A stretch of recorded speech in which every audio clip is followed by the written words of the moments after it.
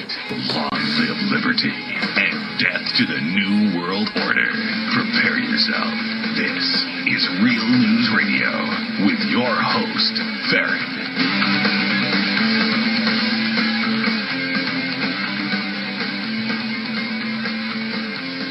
All right, we are back on the Real News in our second hour. We are waiting to be joined with Congresswoman Virginia Fox, and like I say, hopefully she'll be with us, and we're going to go into a few questions. Then we'd like for the listeners to be able to call in and ask a question of our Congresswoman. Again, the number is 1-866-986-6397. Just to do a little news before hopefully she joins us, and I don't know if I got this on the website or not, Brian, but this past week, Representative Alan Grayson asked the Federal Reserve Inspector General in a hearing about the trillions of dollars lent or spent by the Federal Reserve and where it went, and the trillions of off-balance sheet obligations.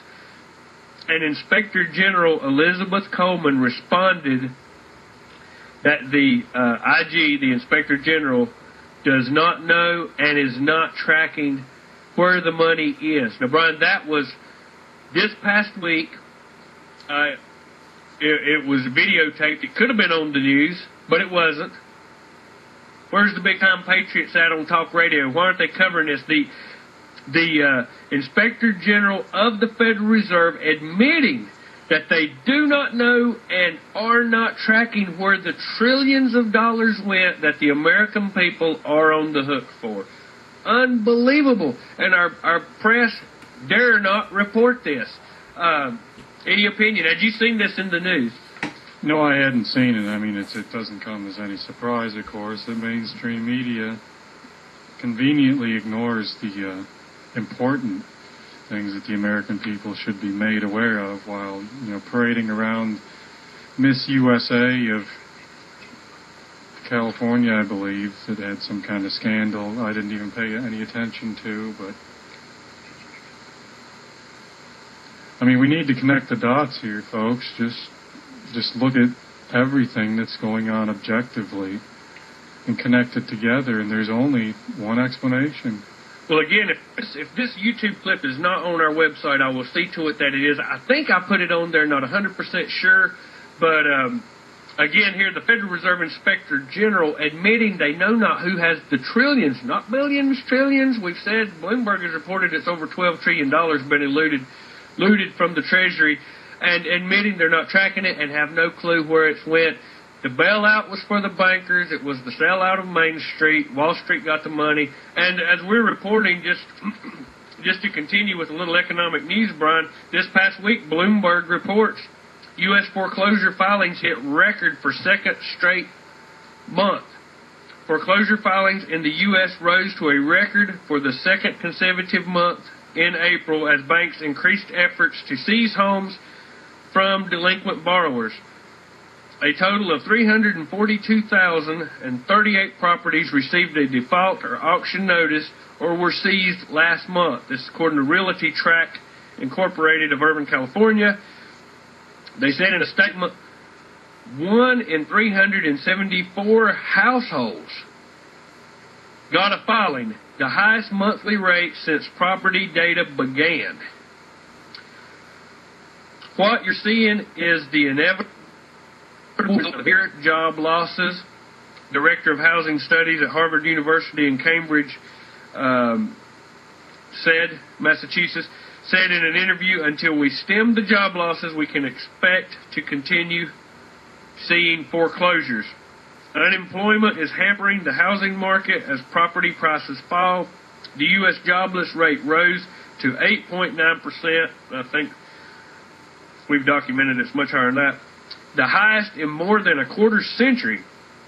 The Labor Department said May 9th, home prices fell the most on record in the first quarter to a median 169,000 amid sales of foreclosure properties, the National Association of Realtors said yesterday. So here we're reporting that 1 in every 374 houses are in foreclosure. We're being joined by Virginia Fox. How are you doing today, ma'am? Thank you. How are you all this morning? We are doing great, and we're honored to have you with us today. And what we'd like to do, if we could, is we've got just a couple of questions, and then we'd like to maybe take some phone calls for you. Okay, that'll be fine.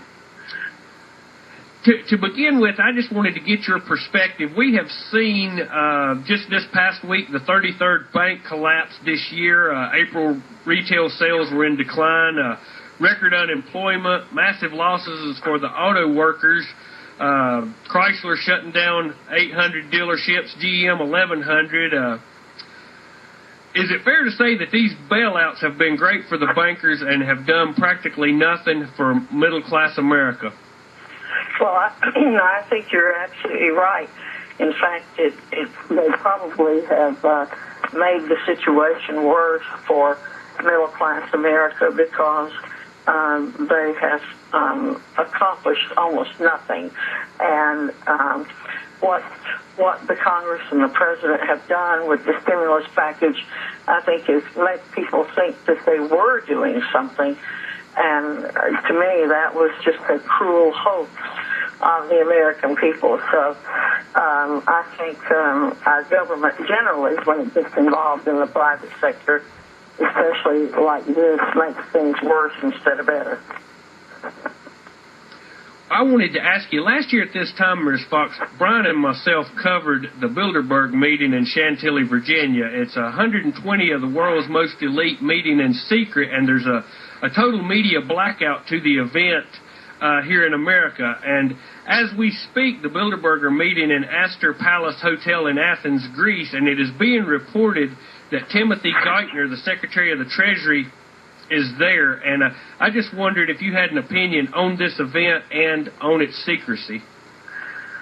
Well, I really don't. I know the stories about this group and have read some about them, but I don't follow them that much, and I don't follow what's going on with them. So I don't have a lot to say about it. Good morning, Virginia. This is Brian. Hi, Brian. How are you? Oh, great. How are you? I'm wonderful, thank you. I'm in Ashe County this morning. They're having a breakfast to raise money for the Ashe County Habitat for Humanity, and I stepped out of the meeting so that I could call you guys. All right. Well, I'd like to get your opinion and perspective on Barack Obama's new health care that he's going to be proposing here. What are your thoughts on this? He said he wanted to get it passed by, I believe, the end of July. That's before right. You guys go on recess, right? That's right, and I think that it is. It's going to be the biggest disaster that's hit this country ever. Government-controlled health care is not the direction in which we need to be going.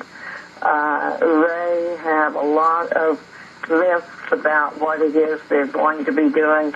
They're talking about having choice from a private plan to a public plan. People have choices now. What's driving up the cost of insurance in this country and health care in general is government involvement. And I don't see how getting the government more involved is going to bring down the cost of health care. That's what they're saying, but it's an absolute total myth. And it will be an unmitigated disaster for this country if they get their health plan pushed through. Now, Nancy Pelosi has promised the president she'll get it done by the end of July. And as I said, what it's going to do is it's going to give us the same kind of health care that Canada and England have. And let me give you just one example, okay? We have in this country a 98% survival rate for breast cancer. In England, the survival rate is 78%. Now, what that means is that 1 out of 5 women who survive in this country now would die if they were in England. And they do die in England because what they want to do is basically ration health care. The only way they can ever save money in health care is to ration it.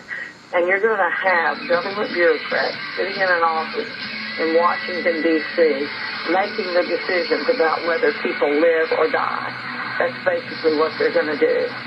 And we're coming up on Republicans want health care to be between a patient and their doctor.